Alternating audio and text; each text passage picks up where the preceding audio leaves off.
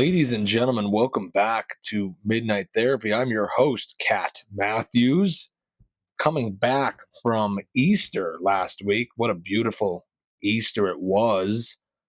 Had a very good time with some family and friends. This is going to be a quick episode, as I always say, but this time I mean it. Very busy as always. Don't have a lot of time, but I have to touch on a few things. Give you a little Easter recap. I went to Mass, Sacred Heart Church, Peckville, Pennsylvania. Father Andy, what a very cool dude. Very popular church as well. I know Easter always brings out the Creaster people, the people that go on Christmas and Easter. So it's always a little packed on Easter. But this church specifically, very packed. Very popular church. He does a very good Mass.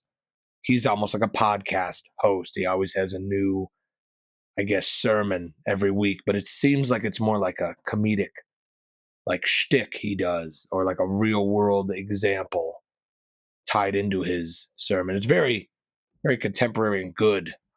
Keeps you entertained and also preaches the word, which I like. It's not boring at all.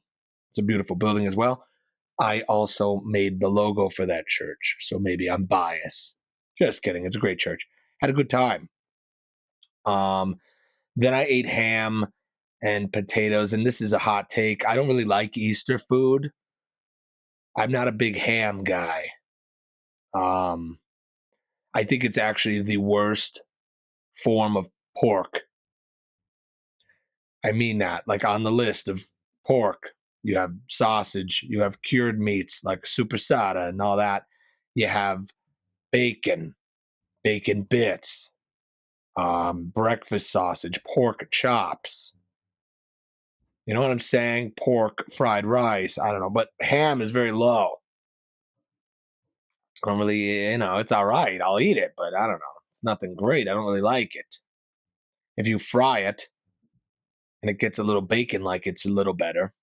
If you fry it the next day with some eggs, it's a little better. Not a big ham guy, not a big fan of the ham. I'd rather like a lasagna for Easter or a meatloaf.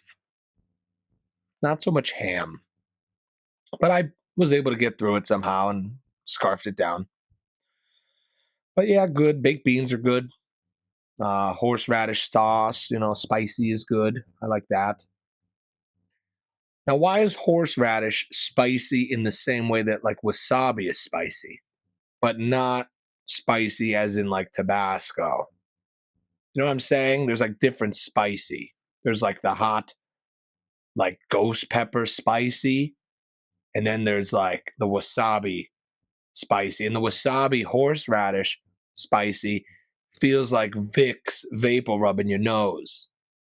But the Tabasco and jalapeno spicy does not do that. Why is that?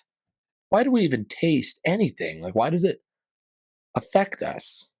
Like, I will physically cry and start sweating when I eat certain things. Why? Just touching my tongue. What is that? Anyways, the Pope is dead. The Pope is dead. And the funeral's going on. It went on yesterday. It was a big thing. Very sad. A lot of people went. President Trump went. Wore a blue suit. That's controversial for some reason. Now the conclave is going on. See, there's all these like ritualistic things. Like the Pope, all these cardinals are there. They're at the Vatican, St. Peter's. It's crazy. It's elegant. It's all these ceremonies. Of course, the Vatican has the Swiss guards, which they dress like they're in the Renaissance or medieval times. They have like the colorful outfits and the spears. That's a little weird. I like it though. I like the pageantry. Yeah, conclave is going on. The funeral happened. They put him in his little coffin. I was over in Rome. I was at the Vatican. I saw the other popes, the older popes, in the glass coffins, like the gold bordered, gilded glass coffins. And I just see these popes. They're shorter because people were shorter back then, but there's these short skeletons in robes, like with rings on their fingers, and they're just skeletons. and they're just like in the Pope outfit because all their skin and flesh and it just withered away over the years. But it's a weird sight to see. It's like built in the walls. You could look at these skeletons in Pope outfits that were once popes. Very weird. Our Pope that just passed, they put him in a coffin. They did a ritual. They did all this stuff. He's sealed up now. Now they have to pick another one. A lot of videos going around about odd Catholic traditions. They get a little misguided. Some people are a little off. Like I see these, I believe it's called capirote. I don't know if I'm saying that right. But they are the ones, the Catholic religious figures of authority that are wearing those pointed hoods. You see those videos going around probably. They look like KKK members. Now, that's a little controversial to some people, but let me just tell you, the KKK borrowed that or stole that from these guys, these capirotes. Hope I'm saying that right again. But this was a Italian and Spanish tradition where you would wear these large, tall, pointed hoods and march around with certain torches. Lots of different color robes, things like that. Big in Holy Week in Spain. So if you look up Holy Week in Spain, they still, they're rocking their pointed hoods during Holy Week. It's very interesting. But it just makes you wonder. It got me thinking like all these traditions and secrets and secret societies wrapped up in the Vatican and the position of the Pope. And what does that mean? See, over here in America, we don't really know much. I feel like they don't really tell you too much. I feel like you just go, oh, it's the Pope, and he drives around with the bubble car, and lives in the castle. Like that's all we really know. But I feel like there's so much more to know. Like what?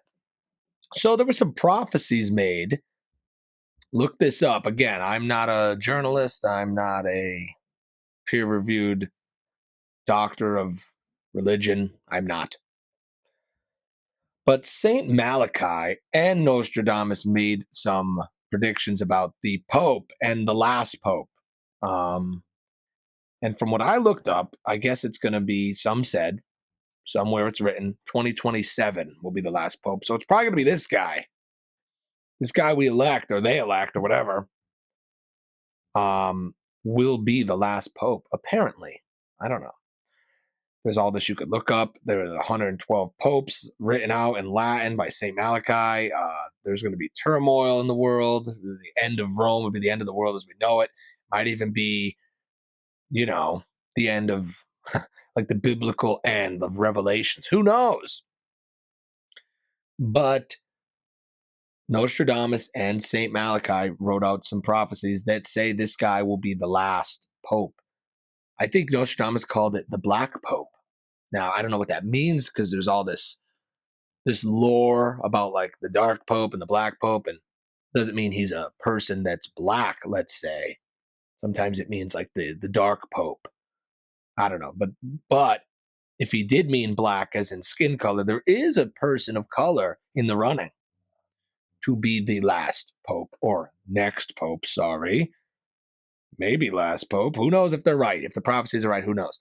But he's a little conservative, this guy, I guess, from what I have heard.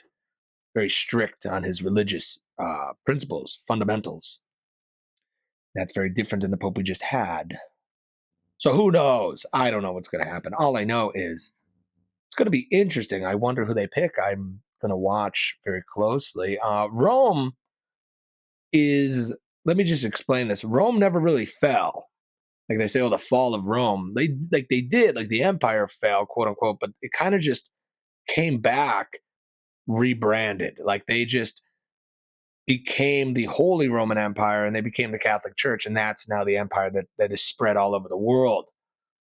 Has billions of members, more than Rome could ever dream of having. And they do it not through, let's say, war. They do it through peace, with churches and building the churches and building a community and building loyal followers and the pageantry and the positions of power, and that's how they do it now. So it's not so much knights in armor, but men in robes in castles that are called churches, embassies, if you will, spread all over the earth with one focal point mothership in the Vatican in Rome. All goes back to there. All roads lead to Rome, and all the money from the baskets go to Rome. So when you give $10 or $2 or whatever you give in your little basket at your little local mass at a Roman church, that somehow gets all the way to the Vatican in one way or another, one way, shape, or form. That's a little interesting. The Vatican Archives are coming up in discussion a lot lately. What do they have? I'll tell you this. I was there. I was in the Vatican Museum. It's not the archives. I wish. I was in the museum, and there was like arguably more Egyptian artifacts in Rome than there is in Egypt. I wonder how they got them all, because the Roman Empire, pillaged a lot of the world, including Egypt, and they obtained these artifacts, including the obelisk at St. Peter's. That's one of the largest obelisks in the world. One of the largest. Has hieroglyphics on it, but they slapped a cross on the top, so they made it Christian. Again, that is the obelisk I brought up last time, a couple episodes ago. London, D.C., the Vatican, they are all markers. They form a triangle. They all have obelisks marking them, and they are all their own entity. Like I said, the District of Columbia, the Vatican is its own country, technically. Same with London, the UK. Who knows what that all means? I don't know. We went into that last time. But Vatican has a lot of stuff, a lot of goodies from all over the world, a lot of priceless artifacts that they show to the public that you could just openly walk around and see. Like, they're showing you they have this. But my question is, what aren't they showing us? The secrets that they have. Now, an organization this large and this old and this powerful definitely isn't showing their cards to the public. There are some things that are hidden. There has to be some secrecy, of course, with any society or group or whatever. So what do they have in the archives? That's what I want to know. The history is very interesting, like the Roman Empire conquered most of the world. They were in power for about 1,000 years. They were pagan. They borrowed a lot from the Greeks at first. And then Paul or Saul was a Roman, fell off his horse. You know the story, became the first, I guess, Roman or prevalent Roman convert to Christianity. Saint Paul. And then you have Constantine, of course, who was a Christian, and he had a huge impact on turning the empire Christian. And the first council of Nicaea, 325 AD. You know your history. Everybody knows this. But yeah, then they kind of rebrand as Christians. The Holy Roman Empire becomes Christians. Let it be known that, with Hitler, he had the Third Reich, or the Third Reign. The first reign, right, he attributed to the Holy Roman Empire. And then the second of the Germans in World War One. So let that be known. Hitler viewed the Holy Roman Empire as the first reign. Interesting. It might be still going on. I don't know. But let me tell you this. There's something you should look up if you can't sleep or whatever. This is Midnight Therapy. I don't know why you're watching anyways. There's got to be a reason. You find this interesting. You like what you're getting. So here's something to look at. Look up the Chronovisor. I wish this was fake. It's not. The Chronovisor is a device that allegedly is stored in the archives of the Vatican. And you can use this device to view events from the past. Look, it's like a window or a portal to the past. And I hope I get this man's name right, but he was this Vatican priest. He was in the occult. He spoke like a million languages, smart guy. Pellegrino Arnetti, a nice Irish man, just kidding, apparently spoke about this and used it. And there was a book written about it, and he saw the crucifixion of Christ and other historical events, Tower of Babel, all this stuff. And it's the Chronovisor, and it's located in the Vatican. And I guess there's lots of other things similar to this located in the Vatican Archives that we will never know anything about. So when you're watching the funeral, or when you watched it, and you see all this stuff and these outfits and these Roman guards and these robes and the rituals and what they do, they're showing you that. So imagine what they're not showing you. And I'm not even talking like a conspiracy theorist. It's just, you know what goes on in your own house. What you put on social media, like you and your partner at the restaurant with the martini, you post that. But what you don't post is the secrets that go in the background, like the fight, the 2 hour fight of where are we going to eat. I don't like Chili's. Why do you always get to pick? I don't want to go to the Roadhouse. Like, you don't get that on the picture on Instagram for the world to see. You get the posed, 2 drink in, less hangry because you ate some rolls at Roadhouse with the butter and you're a little less hangry. They calm down a little. You have a couple margaritas with the 1800 little test tube add on for like $2. You drink that, down it. Then you're ready to take a picture. And you take it and you edit it. You put a filter on, you put the mocha filter on, and you post that and you go, happy anniversary. Like, that's not reality. You're seeing like a little bit of a staged event. That's what you saw on TV. You saw a little bit. You got a taste. You got a formality. You got what the world wanted to see, what all the little old lady Catholics wanted to see, holding a rosary. What really goes on in that building, who knows? Nobody knows. But they may have a chronovisor that could see any event in history and many other things. Just to let you know. Look it up. Who knows what they have? Like I said, our country and its founding fathers, the Freemasons that found this country, were very interested in Egypt and obviously very interested in Judeo-Christian values. You know, a little combination of the two went a long way. You know, this is another outpost for the empire, America. America's the empire as well. Very loyal to the Roman Catholic ideologies and Israel. You can look that up as well. But the church gets a lot of flack for using man um, as like the spokesperson for God.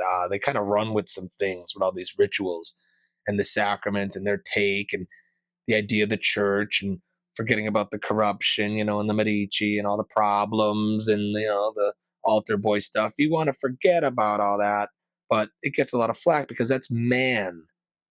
It's not so much the problem with God and organizing around a religion that worships the God. It's when man gets involved and pursues his own interests and tries to gain power and authority under the name of God. You know, that's where it gets a little, you know, people don't like it. But it does a lot of good for some people. You know, a lot of people do like going to church and they do like the, you know, the Catholic religion. A lot of people in my area are Catholic, just kind of how it is. But I do find it kind of ironic. You look at this grandiose palace of gold and these robes of the finest silk and the golden chalices filled with the best wine and the marble and the statues and the sculptors and the paintings, and doesn't seem very Jesus like. You know what I'm saying? It seems kind of the opposite. It kind of seems like the people that killed him, you know, the Romans, were the ones that killed Christ, and the Jews kind of pushed the Romans' hand. And the Jews at that time had the big temples and the robes, and they were the rich ones, and they were, you know, paying Judas the silver and bringing Jesus to Pilate to be killed. You know what I'm saying? It seems a little ironic that it turned into this big marble castle with the stained glass and the man on the throne with the big robe being the voice of God. I don't think that's what Jesus wanted. You know, I don't know. What do I know? I thought he said break bread and drink wine with your friends and spread the word that I shared with you of forgiveness and empathy and humility. I didn't know that that was directly translated into follow our teachings only and come to our castle every week and donate and spread the castle all over the world. I don't know. There's pros and cons. But I will say, Pope is a good man, so we think. He was not God, though. He was just serving God. Don't forget that. A lot of people have like pictures of the Pope and stuff in their house, and they worship it and stuff. I don't know about any of that. I don't know. What do I know? All this saint, like the saint stuff. You worship the saints. I don't know. I don't know. It's up to you to decide. I'm just a cowboy in the basement. Um, some weird chapels and stuff over there. I'm telling you, like, did you ever see the one bone chapel in Rome where it's like made of human bones? Like the archways and the the decor, the filigree. Is that a word? It is. Is made of like human femurs and skulls. A little weird. I don't know. In Rome, they're all built on top of each other. Like I was over there, there's like a pagan church, and then there was like an early Christian church, and then there was like a Roman church, and there was 3 layers down. And the artwork was so crude and cool. Not crude, but it was earlier, let's say, with the pagan stuff. And then the artwork got a little bit better. And then by the time it was in the Roman church, it was like this beautiful Renaissance artwork. Very interesting. They just built on top of things. They were digging up um, like statues during the Renaissance. Like Michelangelo went down and saw the one. I read about this, and it was like this beautiful statue carved out of marble that was buried like really deep, and they had no idea who made it because a lot of people didn't sign their art back in the day because it was probably commissioned, and artists didn't have that. The idea of like a famous artist wasn't a thing until the Renaissance. But he would look at that and be like, who the hell did this? Like, I thought this was the pinnacle. I guess it wasn't. So who knows what they buried? Who knows what they hid? Who knows how many times this is reset? Who knows? Who knows what they're hiding in the Vatican? We don't. But yeah, speaking of chapels, I was hanging out in a chapel last night. Speaking of priests and popes and Catholicism and all that, I was at the chapel. There was a family of St. George feast day yesterday. This is in regard to the running of the Saints festival that I talked about last year, Ubaldo or Festa dei Ceri. Very interesting tradition. Only goes on in Gubbio, Italy, and Jessup, Pennsylvania. Very cool, very unique, 1,000-year-old tradition. Very big in this town. I was fortunate enough to be able to attend this feast, and it was very fun. All the St. George guys were there. Good time. Mike the barber was there. I was hanging out with him. He's a big St. George guy. We had a lot of good conversations over some wine, which is fun. It's fun to drink wine in a chapel with friends. Chapel has a bar in the basement. It's pretty cool. I don't know if you've ever had an experience like that, but you should. It's very nice. We were talking, though, and we were talking about this tradition. I talked about it on another episode. If you wish to go back and watch, that's a very early episode of Midnight Therapy. I talk about Ubaldo and what that means. I'm not going to do it again, but you could go back and listen if you want to do your homework. But it's this beautiful tradition of running through the streets with these massive statues to honor the return of Saint Ubaldo, who, against all odds, returned unharmed to his village that he thought was going to be under attack. He convinced those that were going to attack to not. And when he came back, he was hoisted up on a chair, and the image of him coming back into the town alive against all odds is what started the tradition. And we were talking, we're like, these people from back in the day must have really believed in God. Like I was talking about the last episode, like there had to be, to create these traditions, these people must have truly believed in it. And that's very interesting to think about. Like since the beginning of time, like all these churches and spreading of the empire and the Crusades and all that, it's like these people wouldn't have just did it for no reason. Like there had to be a belief, like a strong belief. It's very interesting to me that we keep these traditions going on to this day. Like we're going to run the Race of the Saints here in Jessup in a couple weeks. Very interesting. A tradition all the way from Gubbio, Italy, honoring a bishop, is now here in the United States. Jessup, PA, small town. Very interesting to me. I like all that stuff. St. George, speaking of St. George, because they added St. George and St. Anthony to that as well, to that tradition. Three saints. Three Saints Barbershop. Shout out. Speaking of St. George, his whole legend, if you look up St. George, is that he killed a dragon. Makes you wonder, are dragons real? Like, were dragons real? Like, and I know this sounds so crazy, but like the term dinosaur is pretty new, 1800s. But before that, maybe those things were just called dragons, for lack of a better term. Every culture depicts a dragon. And it's not like they call it a fake creature. It's just one of the animals that they mention, like a donkey, pig, chicken, dragon. Like they say it like it's not a big deal. It's in every artwork from all over the world. It's in Renaissance artwork and in European Renaissance. It's in Asian artwork. Like, I don't know. Maybe it was real. Why would it not be real? Why we just assume it's not real? I think because the movies with the flying dragons and the fire breathing and all that, but I don't know. I don't know if we know anything. We probably don't know anything. We probably don't know anything. But if there is dragon bones, they're probably in the Vatican Archives or the Smithsonian. Dumped them in some lake or ocean or something. That's a whole nother topic there, but go down that rabbit hole. So yeah, maybe dragons were real. Maybe there is a Chronovisor in the Vatican Archives. Who knows? But this is my question. There's a lot of problems in the world, and I'm seeing this odd resurgence of these like crusader type Catholic, I don't know, warriors. Like I'm seeing this online, like these people that want to like bring the Crusades back. They want to like march around the world as like Christian soldiers again. I don't know. Has anyone else been seeing this? I see this everywhere. Like we have to spread the word by force, and it's like coming back. And like I said, church is always crowded on Sunday, but this church was like there was people standing in the back in the middle of the aisle. There was another room where they were live streaming it that was filled. Like I don't remember that ever in my life, but the Catholic Church is like back. It's very interesting. I don't know what's going on, but it seems like there's some people getting ready for another crusade. I don't know. Who would have thought? Very interesting though. Well, what would it be like? What would the Crusades be like? They'd have like, it wouldn't be like knight armor. It'd be like, they'd probably look like SWAT team people, but the patches would be cool. Like the patches would be like a cross. Like imagine like a SWAT team with modern helmets.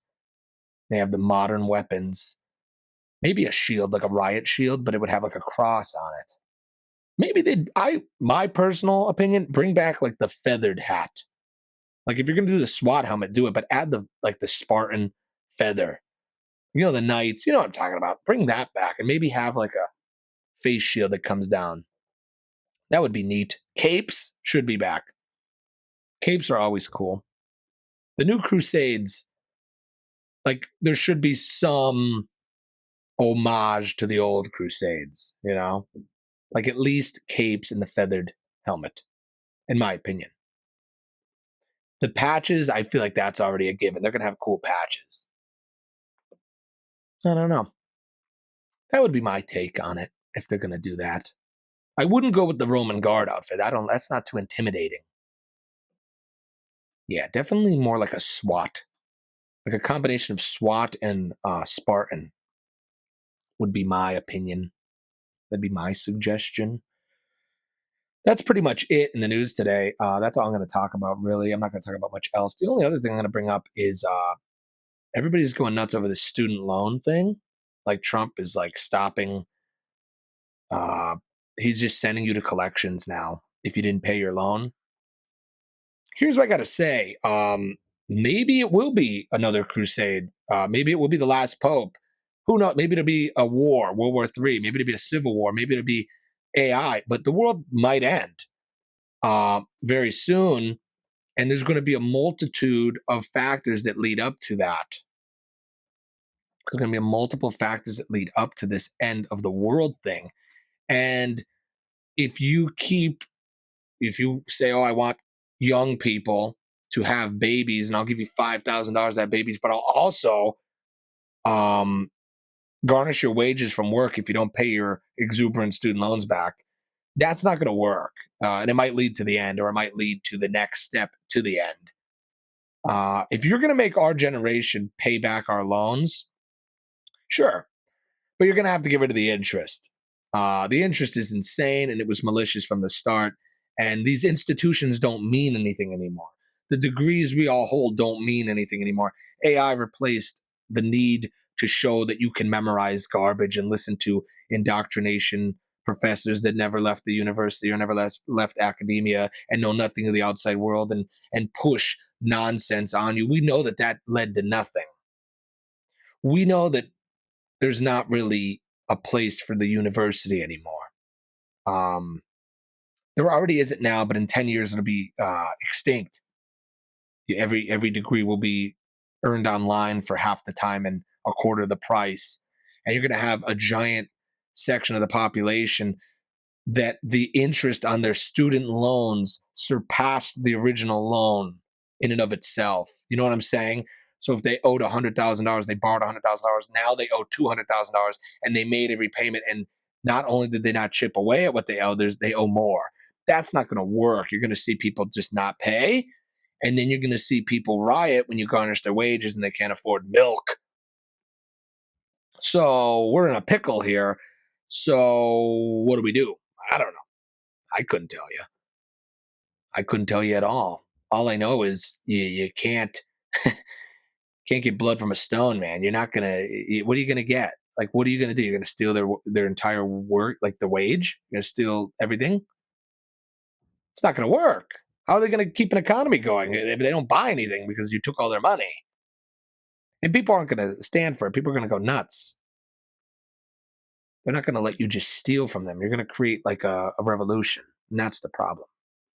I thought we were going to get money back from other countries, and we were going to get money back from bringing industry back. Now we're just going to rob the college students that don't have money anyways. That'll do it. Well, how are we going to pay everything back? Oh, I don't know. Get it from the college students that can't afford anything.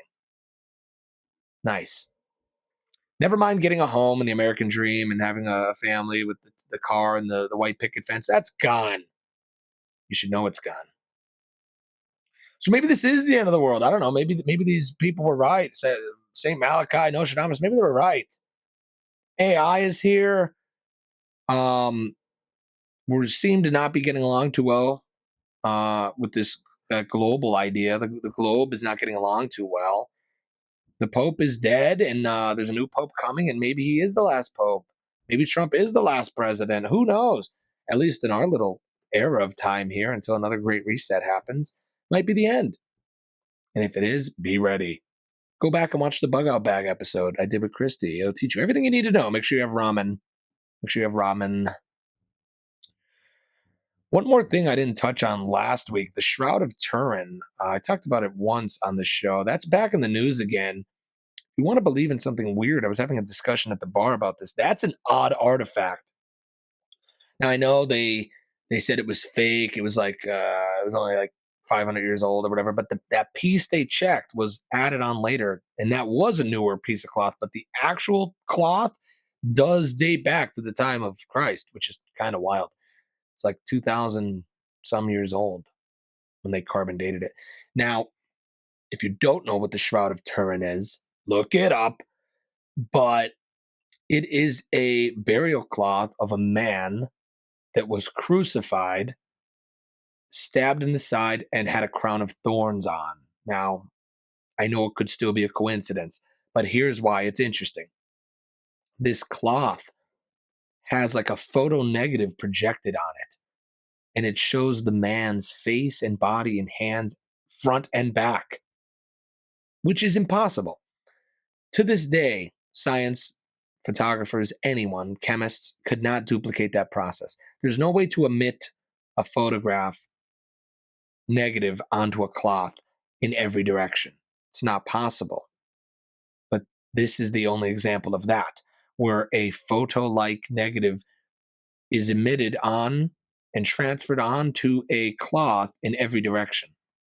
The blood stain should be the only thing there. There should be no image of a man in any way, shape, or form, but there is. And that's very interesting because you may have seen the article. they were able to figure out that the moment of conception, when an egg is fertilized, there's an emission of light. Very interesting. We also know Big Bang, in the beginning of the universe, there's an emission of light, right? Bible says in the beginning there was light. Like, this is kind of a trend.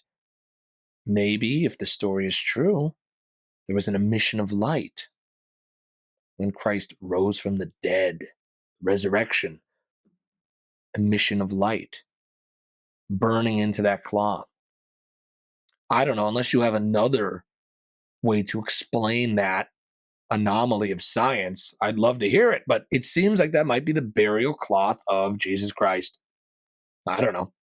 Unless somebody could prove that wrong, I kind of believe it. Kind of believe it. Let me know in the comments. We are super close to our 50 for 50 goal, which is very nice. A couple of ways, so please share it with your grandma and your local lunch lady so we can get over that goal. That would make me very happy. This episode is brought to you in part by Jack's Pub and Eatery and Three Saints Barbershop, located in historic downtown Jessup, PA. Mike the Barber. What a guy. Had fun with him last night at the chapel. Had a lot of good discussions, good conversations. We had wine and we spoke the word.